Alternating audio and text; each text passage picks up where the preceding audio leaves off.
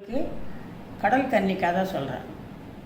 பெரிய கடலில் ஆழ் அளவில் நிறையா கடல் கன்னிகள் அதாவது இருப்பாங்க. அவங்க வந்து மேலெலாம் மனித உடம்பும் இடுப்பு கீழே மீன் மாதிரியான ஒரு அமைப்பு உள்ளவங்க.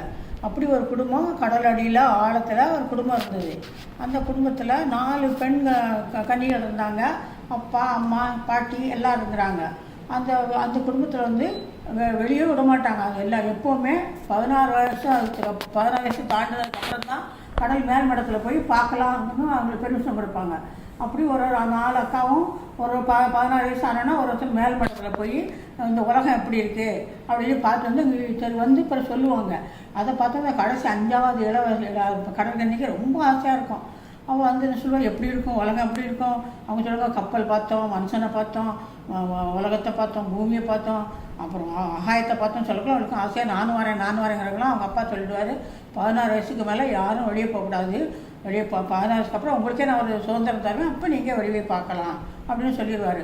அப்போ இவள் அப்படி கொஞ்சம் அப்படியே ஒரு அக்கா 4 அக்கா பார்த்து வந்தப்பறம் இவளுக்கு ரொம்ப ஆசையாக இருக்கும். நம்ம போய் எப்போ மேலே போய் பார்ப்போம், எப்போ இந்த உலகத்தை பார்ப்போம் ஆர்வத்தோடு இருக்கா. 16 வயசு அவளுக்கு வந்துச்சு. 16 வயசு வந்தோன்னா அவங்க அப்பா சொல்கிறாரு, அம்மா இந்த மேலோகத்தை பார்த்துட்டு வா, கடல் பரப்பில் போய் உலகத்தில் பாரு, ஆனால் நீ சீக்கிரம் வந்துடணும்.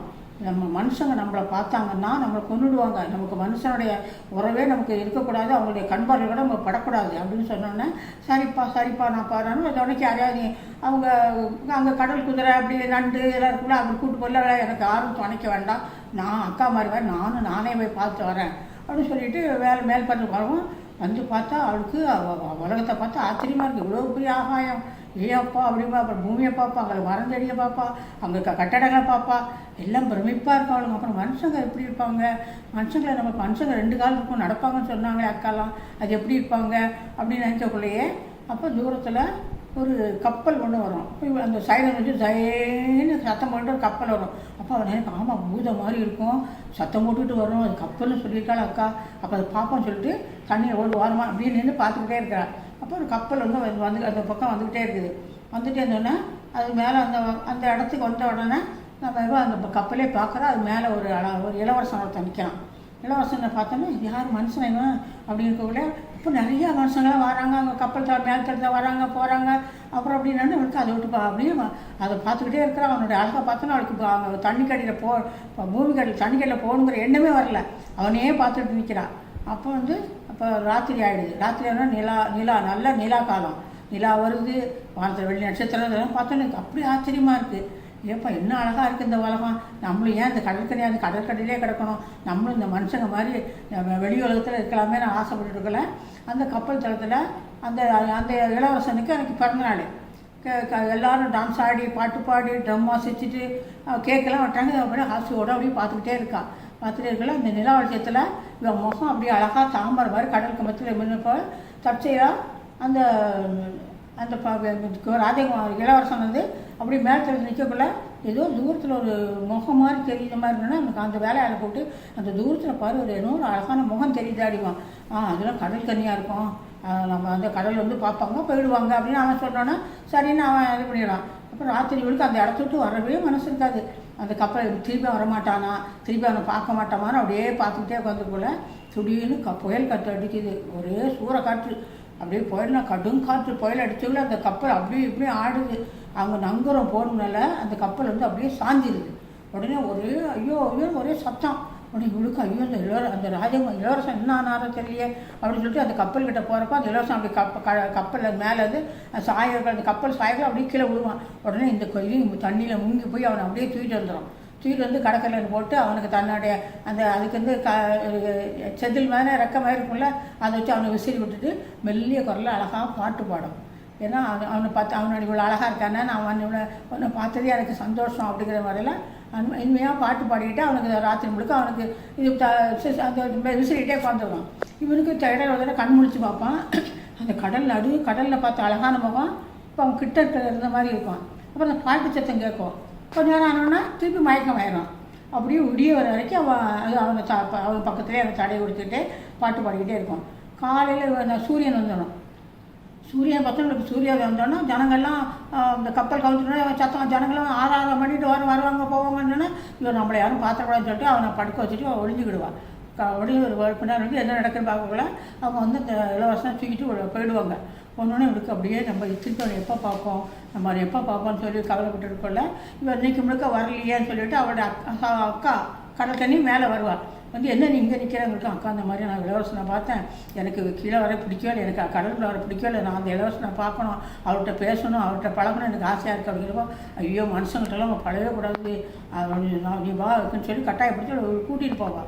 கூட்டிகிட்டு போய் அவங்க அம்மா, அவங்க அப்பா, அவங்க பாட்டியெல்லாம் ரொம்ப சொல்லுவாங்க, மனுஷங்களுக்கெல்லாம் 90 வயசு மட்டும் தான் ஆயுசு, அவங்கெல்லாம் வந்து நம்மளை பார்த்தாங்கன்னா நம்மளுக்கு சார பிடிச்சிட்டு போய் கொண்டுடுவாங்க, நம்ம 300-400 வருஷம் வாழக்கூடிய ஜந்து நமக்கு கடவுள் வந்து ஆசீர்வாதம் பண்ணியிருக்கிறாரு, நம்ம கடவுள் விட்டு மேலே போனாலே நமக்கு ஆபத்து தான் சொன்னால் அவள் கேட்கவே மாட்டான்.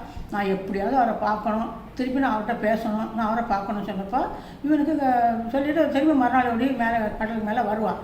வந்துட்டு கூட இவனுக்கு நினைவு வந்தோடனே பட் யாரும் ராத்திரி நம்ம கிட்ட இருந்தாங்க, அழகாக பாட்டு பாடினாங்க அப்படின்னா கடற்கரையில் அப்படியே விளையாட்டு இருக்கல தூரத்தில் இவன் முகம் தெரிஞ்சோன்னே இவன் ஆர்வமாக அந்த முகத்தை அப்படி பார்ப்பான். இவன் அந்த மென்மையான குரலை, அவளுக்கு குரல் ரொம்ப இனிமையாக இருக்கும், அழகாக பாடுவாள். உடனே அந்த மென்மையான குரலை பாடணுன்னா ஆனால் அந்த இடத்த அப்படியே அசையாமல் அப்படியே பார்த்துட்டே நிற்பான். அப்படியே 2 நாள் 3 நாள் 6 நாள் ஜனம் வந்து தான் நிற்பான், பாப்பா அவனும் பாப்பா அப்படி பார்த்துக்கிட்டே இருக்கிறாங்க. அதுக்குள்ளே இந்த கப்பலை சரி பண்ணுறதுக்காக ஏற்பாடு பண்ணி நடந்துக்கிட்டு இருக்குது. அப்போ இவன் வீட்டில் போய் அவங்க அம்மாட்ட சொல்கிறான், அம்மா நான் கல்யாணம் எனக்கு அந்த இளவரசம் தான் கல்யாணம் பண்ணி வைக்கணும், நான் அவரை தான் இப்போ நான் வந்து எனக்கு இந்த வாழை பிடிக்கவே இல்லை, என்னை எப்படியாவது எனக்கு அங்கே கடற்கரை என்னை வந்து இளவரசனை சேர்த்து விடுங்க அப்படின்பா. அவங்க அம்மா சொல்லுவாங்க, அது நடக்காத காரியம், எப்படினாலும் நீ ஆசைப்படாத தப்பு அப்படின்பா. இல்லை எனக்கு இந்த கடல் வாழ்க்கை அவளுக்கு பிடிக்கவே இல்லை அப்படிங்கிறப்ப சரி இவ்வளோ ரொம்ப அழுகிட்டே இருப்பாள், சாப்பிட மாட்டா, அழுகிட்டே இருக்கணும். அவங்க அம்மா தங்கச்சி அக்காலாம் சேர்ந்து அம்மா பாவமாக இருக்குமா, அவள் ஆசைப்படி நம்ம மந்திர கழுவி மாயக்காயிட்ட போய் நம்ம கேட்டு பார்ப்போம், இவள் ஆசை நிறைவேறுமான்னு கேட்டு பார்ப்போம் அப்படின்னா அந்த கடல் கடையில் ஒரு மாயக்கலவி இருக்கா. அந்த இவங்க அதுவும் இவங்க தான் கடல் கலவி தான். அவள் போய் அவர்கிட்ட போய் கேட்குறாங்க, இவன் இந்த மாதிரி மனுஷன் மேலே ஆசைப்படுறாலே நடக்குமா அப்படிங்கிற. அது நடக்க வாய்ப்பு இல்லை. அப்படி இருந்தாலும் மனுஷங்களை நம்பி போகிறது இவளுக்கு ரொம்ப வந்து செஞ்சு இவளை மனுஷி ஆக்கினா கூட ஒரு குறிப்பிட்ட நேரத்துக்கு அப்புறம் இவன் கடற்கரையாக மாறிடுவாள். அப்படி தான் வாய்ப்பு இருக்குது அப்படின்னா இவன் சொல்ல, நான் அப்படி இருந்தாலும் போதும், நான் கொஞ்ச நாளாக நான் அவரோட இருக்கணும், அவர்கிட்ட நான் பேசணும், அவர்கிட்ட சிரிக்கணும், அவரோட இருக்க ஆசைப்பட்றேன் அப்படின்னா அப்போ நான் அவனுக்கு தாரேன். என்றைக்கு நீ அந்த கப்பல்கிட்ட போய் உன் கையை தொட்டு அவர் ஒன்று தூக்குறாரோ அப்போ நீ மனுஷி ஆகிடுவேன். ஆனால் குறிப்பிட்ட காலம் வரைக்கும் தான்.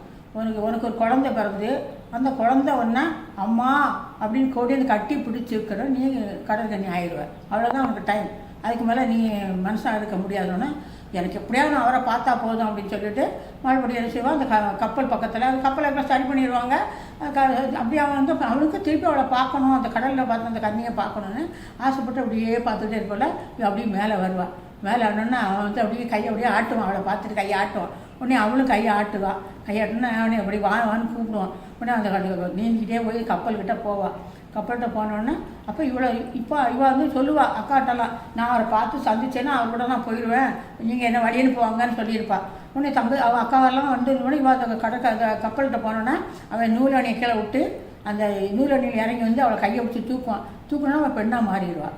பெண்ணாக மாறினோடனே அவனுக்கு சந்தோஷமாக இருக்கும், எப்படி நீ இப்படி பெண்ணாக மாறினாங்கிறப்ப மேலே கூட்டிகிட்டு போய் சொல்லுவாள், இந்த மாதிரி நாங்கள் கடல் கண்ணி தான் வந்து நான் இந்த மாதிரி ஒன்று மேலே ஆசைப்பட்டனால நான் இப்போ வரம் வாங்கிட்டு வந்திருக்கிறேன் அப்படின்னு சொன்னோன்னா அப்புறம் இவங்க கப்பல் பரப்புற இடத்துல அக்காவெல்லாம் கையை ஆட்டிட்டு வழி அனுப்புவாங்க. இவ்வளோ கடல் அவங்க அக்காவுக்கெல்லாம் வழி அனுப்பிட்டு கப்பல் கடல் அடுத்த தசனைக்கு போயிடும், அவங்கள வேறு விட்டு போயிடும். அங்கே போய் அவங்க கல்யாணம் பண்ணி நல்லா சந்தோஷம் இருப்பாங்க. அப்படிக்குள்ள அவளுக்கு ஒரு குழந்தை பிறக்கும். அப்போ அவளுக்கு பயம் உண்டாயிரும், நமக்கு குழந்தை பிறந்தது, அந்த குழந்தை நம்ம அம்மானு கூப்பிட்டா நம்மளுடைய காலம் முடிஞ்சிருமே, நம்ம இலவச பிரிய வேண்டிய இருக்குமேன்னு கவலைப்பட்டுக்கிட்டு அப்போ இளவரசன் சொல்லுவாள், நான் ரொம்ப நாளையும் உங்கள்கிட்ட இருக்க முடியாது, எனக்கு ஒரு குழந்தை பிறந்து என்னை அதை அம்மானு கூப்பிட்டுட்டா நான் உங்களை விட்டு போயிடுவேன்னா, ஐயோ அதுக்கு நம்ம என்ன செய்யலாம், என்ன வழி இருக்காதுக்குன்னா அதுக்கு வழியே கிடையாது, இதுதான் என்னுடைய அந்த மந்திரக்காரி கடையை தந்தது அந்த வரம் தான் அப்படின்னு சொல்லிவிடுவாள். உடனே அவங்க ரொம்ப ஜாக்கிரதையாக இருப்பாங்க. கடைசியில் அவளுக்கு குழந்தை உண்டாயிரம், குழந்தை ஒன்று பிறக்கும்.